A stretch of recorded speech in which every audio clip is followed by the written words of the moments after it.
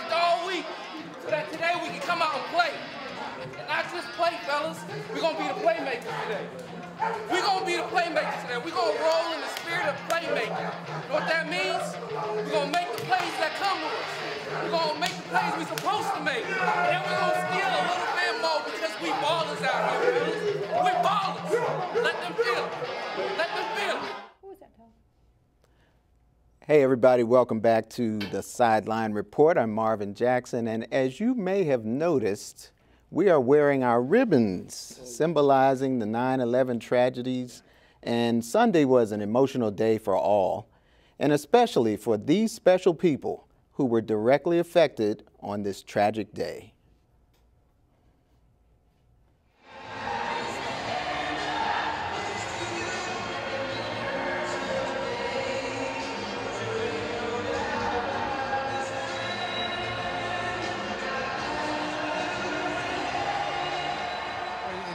Data to reflect and remember those who made the ultimate sacrifice as far as first responders, those civilians who lost their lives due to an evil attack on our country. So it's just a time to reflect on that great loss and hopefully do all that we can to prevent it from happening again. I've been with Prince George's now for 3 months. I had 24 years with Arlington County, and I was there at the Pentagon on 9/11/2001. I arrived there about 20 minutes after the initial impact and spent many hours there trying to get the situation under control. So I can personally relate to the efforts that what it took to get things back in order, as well as what happened in New York. While the loss of life wasn't at the magnitude at the Pentagon, still the effect was the same. She worked in the Pentagon, and she was a budget analyst and for the U.S. Army. Yeah, I was 3 when it happened, and it was my grandmother. It was her 25th anniversary, and so yeah, she went to work that day, and they were planning to go get off of work early so they can celebrate, but she didn't make it out. Everybody said she was nice, and she cooked for the family, and she raised goats and everything at a farm, and she was very nice to her family and everything.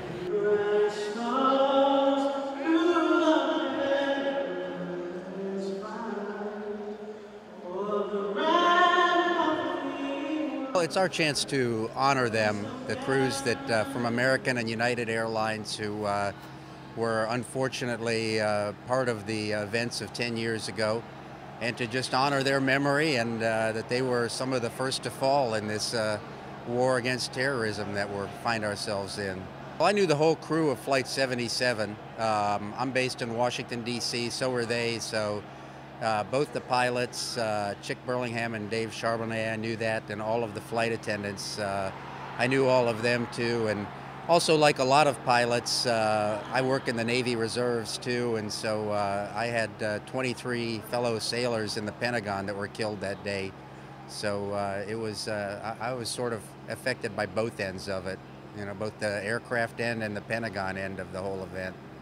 I think initially it affects you by, you get this reserve of energy that says this is not going to stand. We are not going to let this happen. And it was almost a race to see which pilot was going to be the first one to get back in an airplane and go fly people, because if we didn't do that, they would have won. And so it was, we all wanted to get back and get flying and get going again. I was actually flying a flight from Caracas, Venezuela into John F. Kennedy Airport.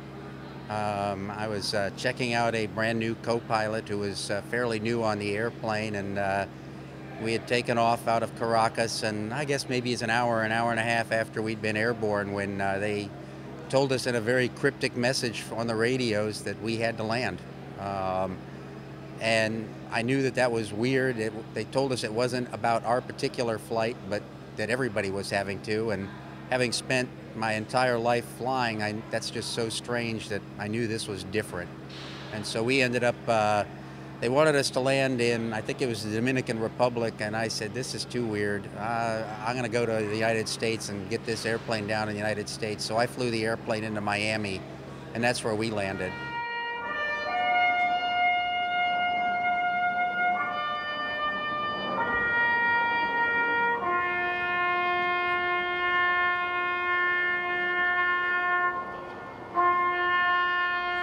We go to the Pentagon for like 9/11 Memorial. We do all the events that happen, and we just remember her by all the things that was going on.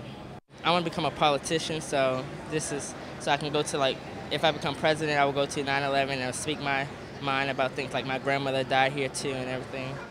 To come out here, it's more about in respect to those who have lost, the first responders and others who have lost their lives, just to pay respect to them, to show that we will never forget.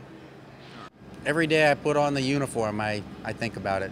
I mean, you can't help but think about it. It's you put on the uniform and you remember that there were some guys 10 years ago that put on the uniform thinking it was just going to be another day of flying, and it wasn't.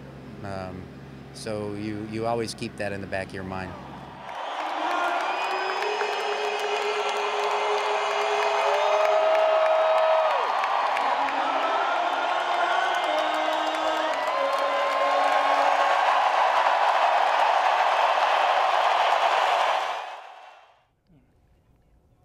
All right, that was a day that we'll all remember.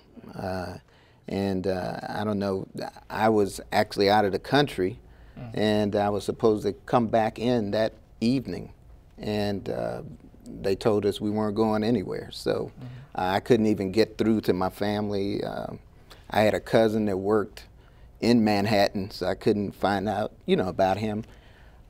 So I was in the Caribbean, actually. So it wasn't bad to be in the Caribbean for 4 extra days, compliments of the Caribbean, but it was hard being away. What about you guys? I was working at General Motors at the time in Baltimore on Brony Highway. And I'll never forget, the line supervisor came out and said that everybody about to go home early. So we was like, yeah, we're going home, but why? That's when they said the Trade Center, was attacked. And so everybody's got quiet in there. And then that's when rumors of the Trade Center in Baltimore was ready to be attacked in City Hall. And my wife, girlfriend at the time, she worked there. And so I kept trying to call her to try to get in contact with her. Didn't hear from her until later in that evening. And when the NFL canceled their games that following Sunday, I was a beer man working at M&T Bank Stadium. That was my way of saying it's a poor man's season ticket. Young so that's fella, how I got in. Young fella. And so they played I'm Proud to Be an American, which I think should be the national anthem, hands down. What about you, Donna? Actually, I was too close to it. I mean, I worked downtown across from the Pentagon, across the bridge from the Pentagon, and was in the computer field and was looking at the computer when it hit the first Trade Center and then the second one, and then when it hit the Pentagon. And when I came out of the garage, which took about 2.5 hours, it was like pandemonium. So I kind of like felt it right there, hands down, to be so close. It was a crazy day. And I mean, I never thought in all my life that I would ever see anything like that or experience anything like that, being that close. And even after the next day when we were off and went back, you can just smell the fumes and everything. And it was kind of emotional to just go across that bridge to see that Pentagon. All right. And, one thing, when I finally got in touch with my family, I found out that my brother had been in the World Trade Center the day before. Wow. So that was tough. Yeah. Right. That's something else. All right. Well, look, we're going to take another break. And when we come back, Donna and Barry and we're going to talk about the Cardinals game coming up. And we're going to talk a little more about the rest of the NFL, give our predictions, what everybody thinks, who the big winners are going to be. So don't go away. We'll be right back.